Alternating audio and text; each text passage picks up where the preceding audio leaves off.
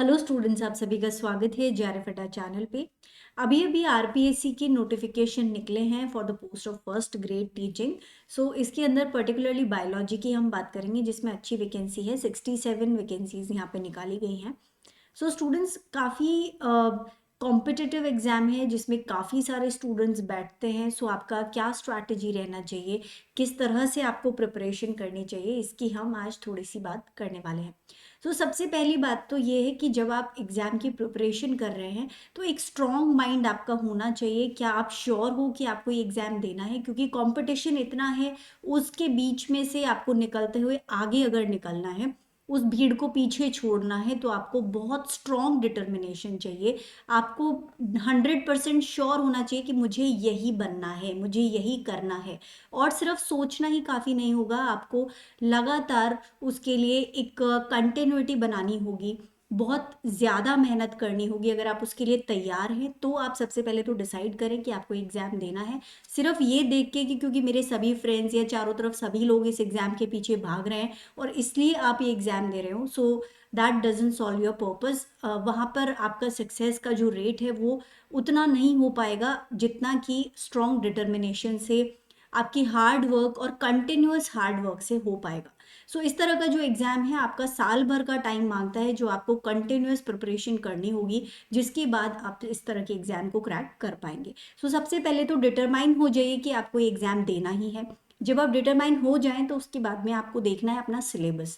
Syllabus के अंदर क्या क्या चीज़ें हैं, किस तरह से आपका स्ट्रैटेजी होना चाहिए उस एग्ज़ाम की प्रिपरेशन के लिए, ये सेकेंडली बहुत इंपॉर्टेंट पॉइंट है। क्योंकि बहुत से बच्चे हैं जो काफ़ी चीज़ें इधर से उधर से बार बार पढ़ने की वजह से डिस्ट्रैक्ट हो जाते हैं और अल्टीमेटली जो उनका एम है वहाँ तक वो नहीं नहीं पहुँच पाते। तो अपने सिलेबस को अच्छे से पढ़ें, सिलेबस को अच्छे से समझ लें कि उसमें से क्या क्या आपके वीक पॉइंट्स हैं, क्या स्ट्रॉन्ग पॉइंट्स हैं, क्या आपको थोड़ा बहुत आता है, क्या आप बिल्कुल ज़ीरो से शुरू करने वाले हैं। सो ये सब चीज़ें आप ऑब्जर्व करें और उसके बाद में आप डिसाइड करें कि आपको एग्जैक्टली कौन सा रास्ता अपनाना है। सो बहुत सारे बच्चे हैं जो कोचिंग ज्वाइन कर लेते हैं हर एक पर्टिकुलर सब्जेक्ट या हर एक टॉपिक के लिए।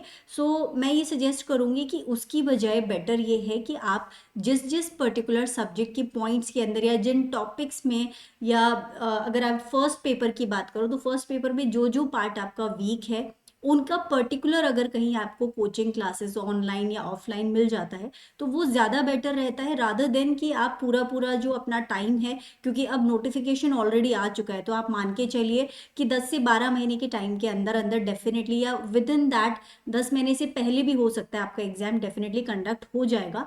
सो ये जो टाइम है अब आपके पास में फिक्स टाइम बचा हुआ है और इस टाइम को आपको बेस्ट यूटिलाइज करना है। सो जो आपके वीक पॉइंट्स हैं उनके लिए अगर आप कोचिंग लेना चाहें तो आप ले सकते हैं, अदरवाइज सेल्फ स्टडी करके भी इस तरह के एग्जाम को क्रैक किया जा सकता है। बट वहाँ पर आपका जो नियमित, आपका जो कंटिन्यूटी है, जो नियमितता है, वो होनी बहुत ज़्यादा ज़रूरी है। अगर आप कहीं भी बीच में मोटिवेशन आपका लॉस्ट हो जाता है और अगर आप थोड़ा बहुत भी टाइम वेस्ट कर देते हैं तो आप डेफिनेटली रेस में पीछे हो जाएंगे। तो अब आपको डिसाइड करना है कि क्या आप इतना स्ट्रॉन्ग डिटरमाइंड हैं। सो सबसे पहले आपको डिसाइड करना है, सिलेबस देखिए कि कौन कौन सी बुक्स को आपको रेफर करना है, जितने भी पर्टिकुलर पॉइंट्स हैं उनके लिए आपके पास में कौन से नोट्स हैं, कहाँ से आप रेफर करने वाले हैं, या फिर किन किन पॉइंट्स के लिए आप कोई कोचिंग या किसी का गाइडेंस लेने वाले हैं। वो पूरा एक अपना जो है आउटलाइन आप बना लीजिए कि कहाँ कहाँ से आप कौन से टॉपिक्स करने वाले हैं। सो अगर हम सिलेबस को देखें या पेपर्स को देखें तो इस एग्जाम के अंदर दो पेपर होने वाले हैं, पेपर 1 और पेपर 2।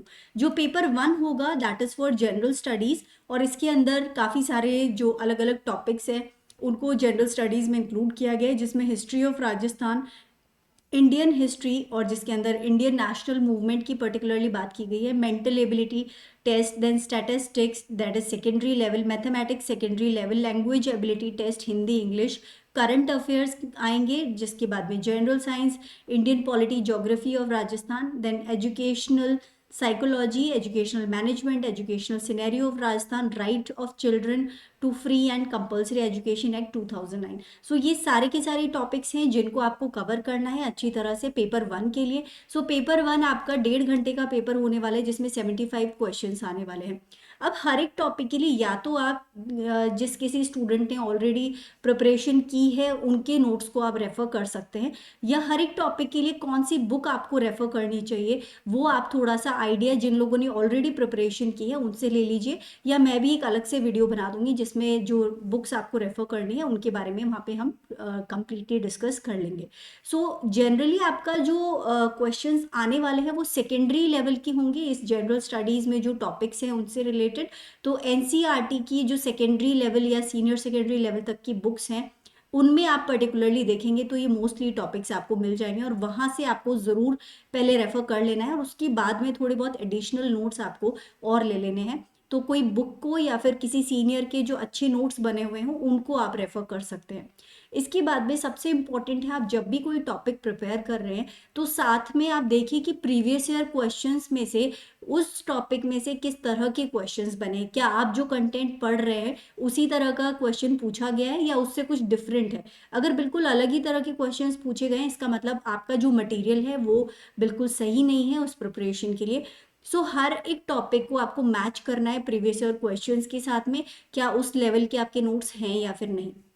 अब आते हैं सब्जेक्ट के ऊपर। सो जो पेपर 2 है वो आपका सब्जेक्ट कंसर्न का पेपर होने वाला है, जिस 3 घंटे का पेपर होगा। 150 क्वेश्चंस आएंगे, हर एक क्वेश्चन 2 मार्क्स का होगा। सो 300 मार्क्स का पेपर 2 होने वाला है, और पेपर 1 के अंदर 75 क्वेश्चंस आएंगे जो कि 2 मार्क्स के। सो 150 नंबर का पेपर 1 है, 300 नंबर का पेपर 2 है। सो पेपर 2 कहीं ना कहीं इंपॉर्टेंट है, लेकिन आपको दोनों ही पेपर को क्वालिफाई करना ज़रूरी है, और जिसके लिए आपको मिनिमम 40% स्कोर करना होगा। सो अगर आपने पेपर 1 में 40% स्कोर नहीं किया तो पेपर 2 आपका कैलकुलेट नहीं किया जाएगा। सो इस वजह से ज़रूरी है कि आप पेपर 1 की भी उतनी ही अच्छी प्रिपरेशन करें जितनी कि पेपर 2 की। सिंस अब टाइम लिमिटेड है तो अपने दिन को आप बांट लीजिए कि पेपर 1 के लिए अगर आप 2-3 घंटे दे रहे हैं तो 5 से 6 घंटे अपने पेपर 2 के लिए दे रहे हैं। सो ये इंपॉर्टेंट है कि दोनों की साइड बाय साइड आपको अच्छी प्रिपरेशन करनी है। अगर सब्जेक्ट की बात करें तो यहाँ पे 3 लेवल का जो सब्जेक्ट नॉलेज है उसका टेस्ट किया जाता है। So first is senior secondary level. So जो एनसीईआरटी की बुक्स हैं मेनली उनको आप देख सकते हैं। एनसीईआरटी की बुक्स के अंदर जो मटेरियल दिया हुआ होगा वो आप लोगों के लिए काफ़ी सफिशिएंट रहेगा इसमें। और उसके अलावा अगर आप पीवाईक्यूज में देखते हैं और आपको लग रहा है कि इतना सफिशिएंट नहीं है तो मैं सजेस्ट करूँगी कि जो एलन या इस तरह की जो कुछ कोचिंग इंस्टीट्यूट्स हैं उनकी शीट्स में जो चीज़ें मिस हो गई हैं उनको आप वहाँ से अपडेटेड कर सकते हैं अपने नोट्स को। सेकंड आ जाता है ग्रेजुएशन लेवल। सो ग्रेजुएशन लेवल की कुछ बुक्स आती हैं जैसे कि सीबीएच और आरबीडी की बुक्स हैं। सो इन बुक्स में आपको काफ़ी कुछ मटेरियल मिल जाएगा जिसको आप रेफर कर सकते हैं। अब आते हैं पोस्ट ग्रेजुएशन लेवल पे जिसका कंटेंट जनरली मिलना थोड़ा सा डिफिकल्ट होता है। सो पोस्ट ग्रेजुएशन लेवल का जो कंटेंट है या तो जो सीएसआईआर नेट का कंटेंट है उसमें काफ़ी कुछ आपको मिल जाएगा। सो उसकी बुक्स को आप रेफर कर सकते हैं। सो टूल्स एंड टेक्निक्स और जो एटियोलॉजी वाला उस तरह के जो भी पार्ट आ जाता है वो आपको वहाँ से मिल जाएगा, काफ़ी हद तक कवर हो जाएगा। या फिर आप जो पर्टिकुलर क्लासिकल बॉटनी की जो बुक्स हैं कुछ अच्छी बुक्स हैं वो आप रेफर कर सकते हैं।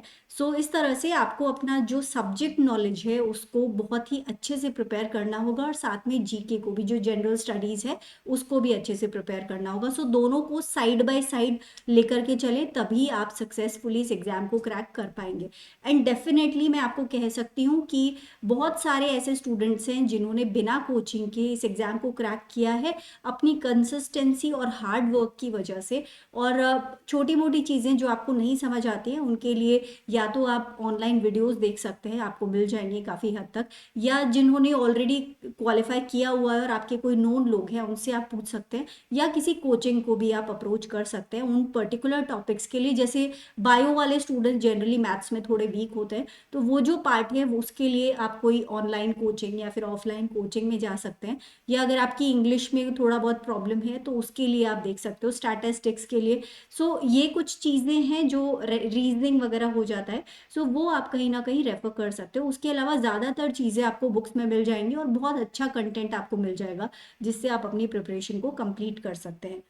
सो यहाँ पर स्टूडेंट्स आप लोगों के पास में आप मान के चलिए कि 10 महीने का टाइम है, 10 महीने से भी हो सकता है पहले ही एग्जाम कंडक्ट करवा दिया जाए। सो इस टाइम को बेस्ट यूटिलाइज कीजिए, जिससे कि आपके सिलेक्शन के मैक्सिमम चांसेस बने। सो नॉलेज, जो सब्जेक्ट नॉलेज टेस्ट है आपका senior secondary level, graduation level और पोस्ट ग्रेजुएशन लेवल आएगा, जिसके बाद में pedagogy, then teaching, learning material, use of computers and information technology in teaching learning। so ये कुछ और टॉपिक्स हैं जिनके लिए आपको अलग से बुक मिल जाएगी। ये आप वहाँ से कवर कर सकते हैं। ये सभी टॉपिक्स इंपॉर्टेंट हैं जिनसे क्वेश्चंस बनते हैं और इजी क्वेश्चंस बनते हैं। तो काफ़ी आप मान के चलिए कि सेकेंडरी या सीनियर सेकेंडरी लेवल तक का जो आपका पार्ट होता है उतना ही लेवल के क्वेश्चंस बनते हैं। नाउ, जैसा कि मैंने पहले बताया, प्रीवियस ईयर क्वेश्चन को आप चाहे सब्जेक्ट वाला पेपर 2 के लिए आप प्रिपरेशन कर रहे हैं, पेपर 1 के लिए, जो पिछले 5-10 पेपर हुए हैं इस एग्जाम के, उन सभी को आपको रेफर करना है। एक अलग से बुक लेके आ जाइए जिसमें प्रीवियस ईयर क्वेश्चंस हो, और जब भी आप प्रिपरेशन करने बैठें तो साथ साथ में उनको ज़रूर रेफर कीजिए कि आपका जो क्वेश्चन MCQs हैं वो आपसे सॉल्व हो पा रहे हैं या नहीं हो पा रहे हैं। कई बुक्स के अंदर कुछ चीज़ें दी हुई होती हैं, कुछ चीज़ें मिस आउट हो जाती हैं। सो प्रीवियस ईयर क्वेश्चंस को देख करके आपको समझ आ जाएगा, और वो जो पॉइंट्स हैं वो आप बुक में अपने नोट्स के अंदर ऐड कर सकते हैं, जो आपके नोट्स को या आपका जो प्रिपरेशन है उसको कंप्लीट बना देते हैं। और शॉर्ट नोट्स ज़रूर बनाइए साथ साथ में, जो आप फाइनल अपना रिविजन करते हैं उसके अंदर बहुत यूज़फुल रहता है। एक कोई छोटी बुक ले लीजिए जिसमें इंपॉर्टेंट बहुत सारी चीज़ें हैं, क्योंकि बायोलॉजी ऐसा सब्जेक्ट है जिसमें बहुत ज़्यादा टर्मिनोलॉजी है जो आपको याद रखनी होती है। बहुत इंपॉर्टेंट है कि इंपॉर्टेंट पॉइंट्स आप बनाते रहें साथ साथ में, जैसे जैसे आप पढ़ रहे हैं, और कंटिन्यूसली उसको रिवाइज करते रहें, तो आपका जो स्टडी है वो ओवरऑल कंप्लीट होता हुआ चलेगा। लास्ट मोमेंट पे आपको ये नहीं लगेगा कि ये तो बिल्कुल ऐसा लग रहा है कि मैंने पढ़ा ही नहीं है, राइट। हमारे सब्जेक्ट के अंदर, बायोलॉजी के अंदर पर्टिकुलरली बहुत ज़रूरी है कि आपका कंटिन्यूस रिवीजन होता रहे, क्वेश्चन प्रैक्टिस होती रहे। आपको जनरल स्टडीज़ और जो आपका सब्जेक्ट है दोनों की प्रिपरेशन बहुत ही बेहतर और साथ साथ में करनी है, ये आपका स्ट्रैटेजी रहना चाहिए। इसके अलावा स्टूडेंट्स, अगर आप लोग CSIR नेट दिसंबर 2024 प्रिपेयर कर रहे हैं, तो लाइफ साइंस और केमिकल साइंसेज के लिए आप टेस्ट सीरीज ले सकते हैं। JRF अड्डा की एप्लीकेशन पे जाके आपको ये टेस्ट सीरीज मिल जाएगी, जिसमें 10 प्रैक्टिस टेस्ट आपको मिल जाते हैं at an offer price of 699। Students, ये आप लोगों के लिए काफ़ी हेल्पफुल रहेगा जो आने वाला एग्जाम है ये क्रैक करने के लिए, क्योंकि क्वेश्चन प्रैक्टिस हर एक एग्जाम का, पर्टिकुलरली CSIR नेट का मेजर एक पार्ट है कि टाइम मैनेज कैसे करें आप, क्योंकि क्वेश्चंस आपको सिलेक्ट करने होते हैं, जिसमें से कुछ सिलेक्टेड क्वेश्चंस आप किस तरह से अटेम्प्ट करो और उस उतने टाइम में आप कैसे पूरा पेपर कवर करो, ये बहुत इंपॉर्टेंट है। Students, that is all for this video, and I hope ये आप लोगों के लिए इन्फॉर्मेशन हेल्पफुल रही होगी। अगर आपको वीडियो पसंद आया हो तो ज़रूर लाइक कीजिएगा, चैनल को सब्सक्राइब कीजिएगा, एंड अपने फ्रेंड्स के साथ भी इस वीडियो को, इस इन्फॉर्मेशन को ज़रूर शेयर कीजिएगा।